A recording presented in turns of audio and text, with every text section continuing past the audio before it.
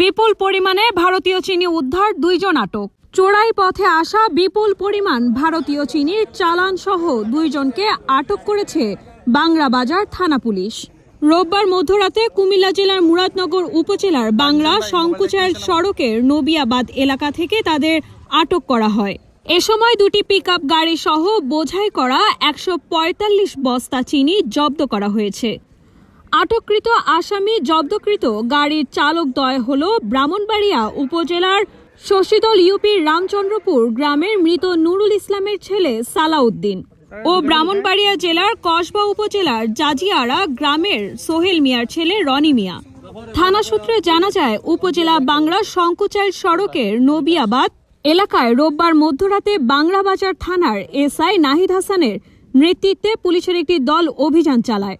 এ সময় চোরাই পথে আসা ভারতীয় চিনি পাচারকালে 2টি পিকআপ গাড়িতে বোঝাই করা 145 বস্তা চিনি জব্দ করে।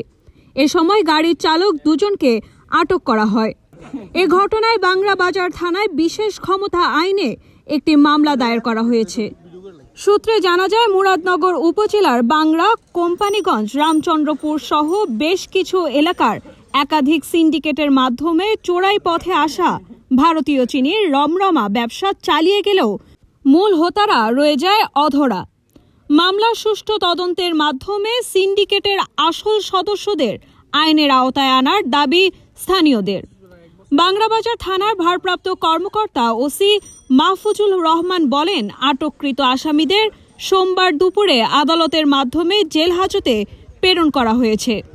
মামলা তদন্তের মাধ্যমে এই চোরাচালানের সাথে জড়িত সকলকে আইনের আওতায় আনা হবে।